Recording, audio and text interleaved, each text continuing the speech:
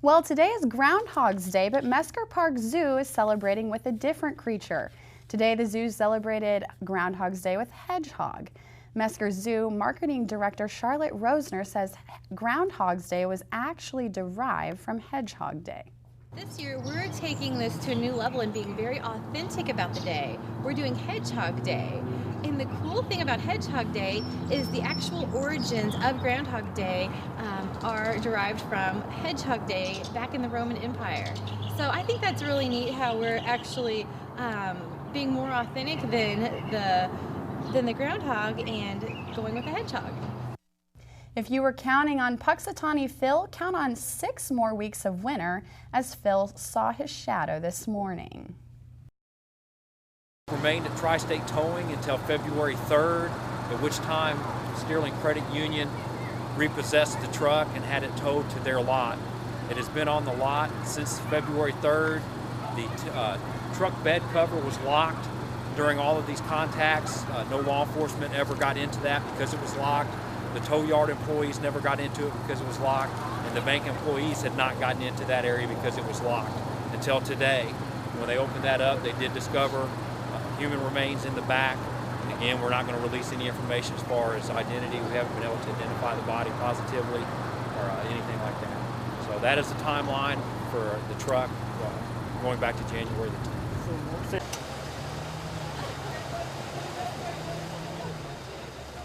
Family showed up to the scene but were not allowed to view the body.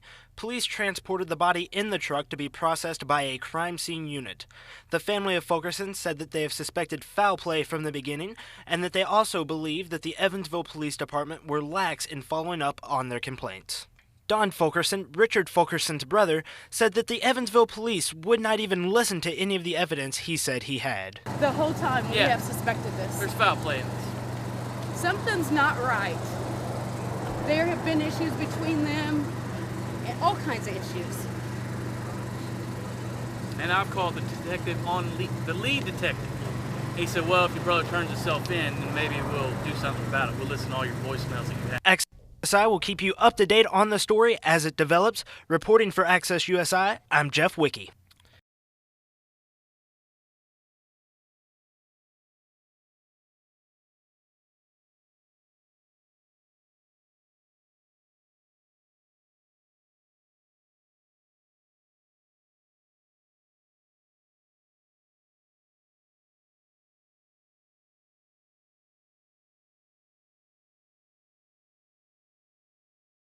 Award-winning author and speaker Jeff Beals was on campus Wednesday night to speak about the power of self-marketing. Beals was on hand both before and after the lecture to answer questions that students had and staff had. Beals spoke about branding yourself as a business of one and the importance of establishing connections and networking while still in college. Beals said that the people that we will meet in college will one day become people that we buy services from, sell products to, or employ us, and that the strengths of those relationships will be very important later on in life. Beals also told Access USA that students should get in touch with people in the professional world for more advice to getting hired. For more information about the power of self-marketing and Jeff Beals, you can go to the website at www.jeffbeals.com. Be sure to stay tuned after the break for your sports update with Nick Berkeley.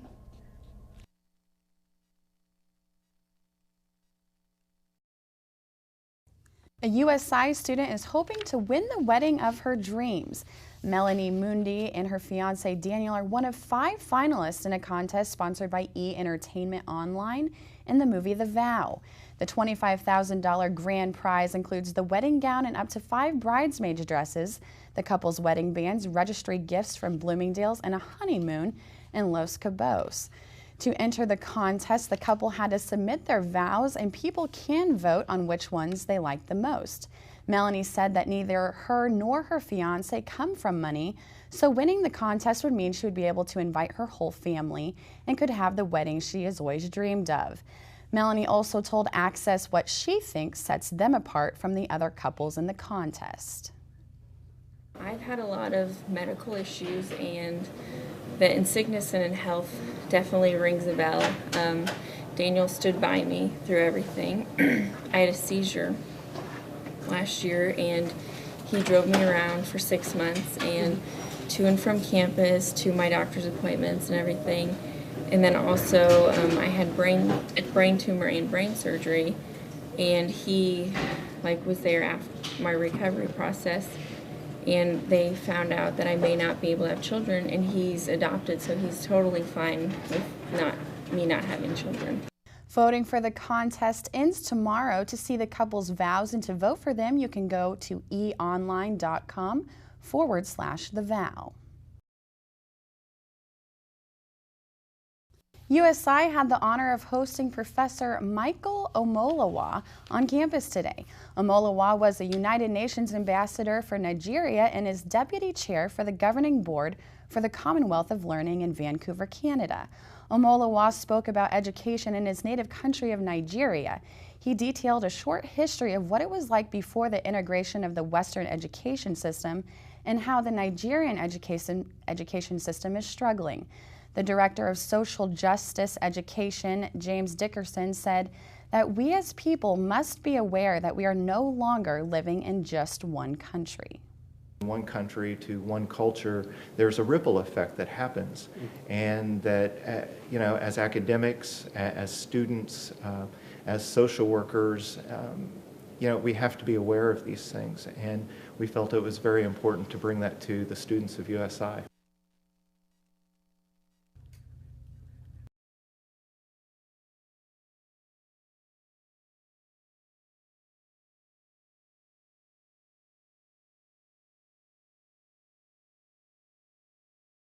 Hello, we're setting up for Orchid Escape 2012 at Mesker Park Zoom Botanic Garden. I'm Paul Bausman, the Botanical Curator, and it's one of my pleasures every year to set up this show.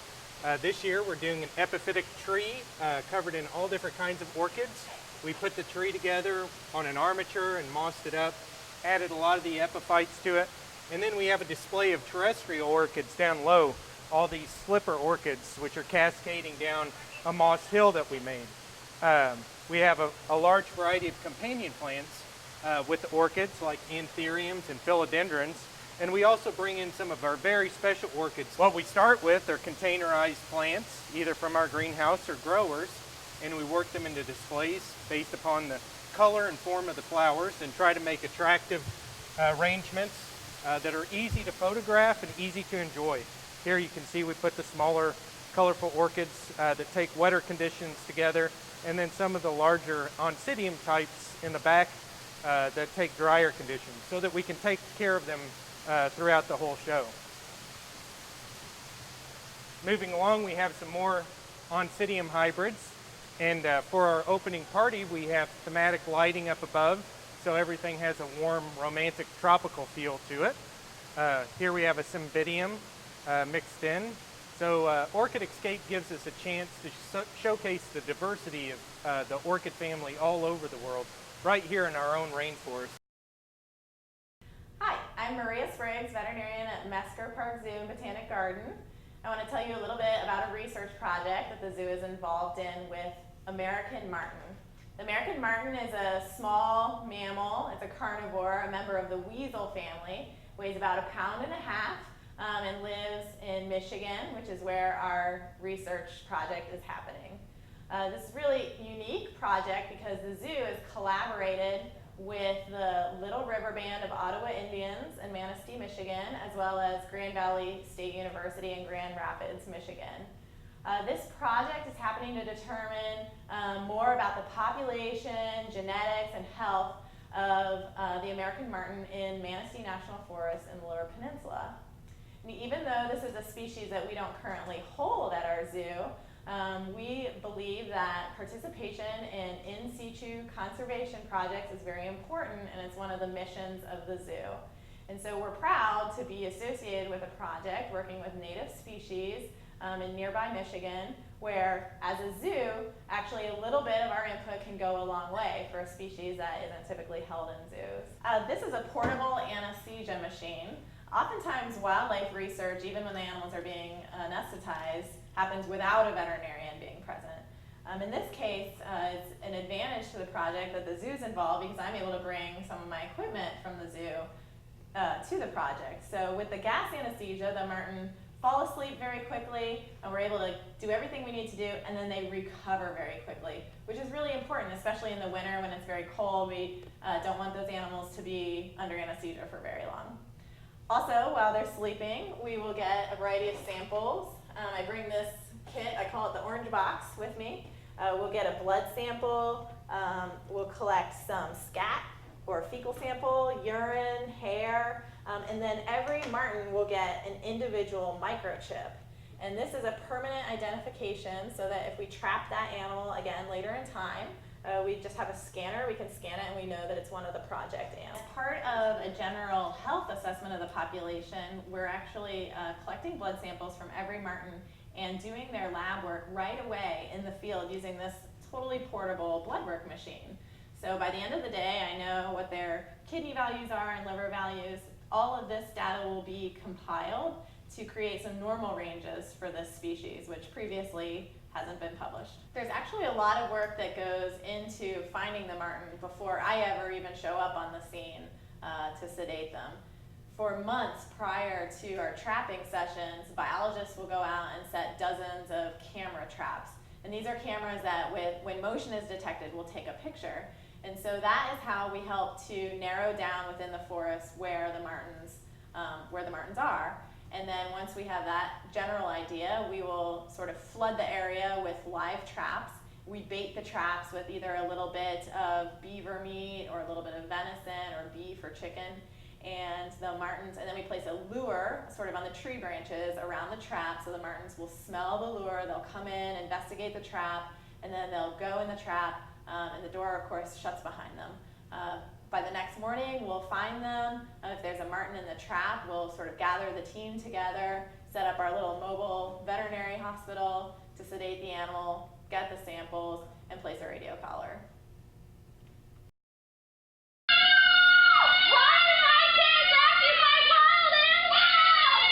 Mesker Park Zoo is the perfect place to get your family out of the house and let your children get up close and personal with over 700 animals from around the world. Family memberships start at $59. Members enjoy benefits such as free admission to the zoo, free tram rides, free admission to Boo at the Zoo, and priority registration for Zoo Camp. Mesker Park Zoo, Evansville's wild side. That's better.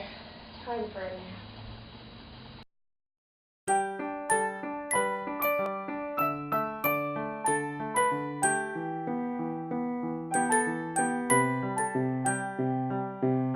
We are New York.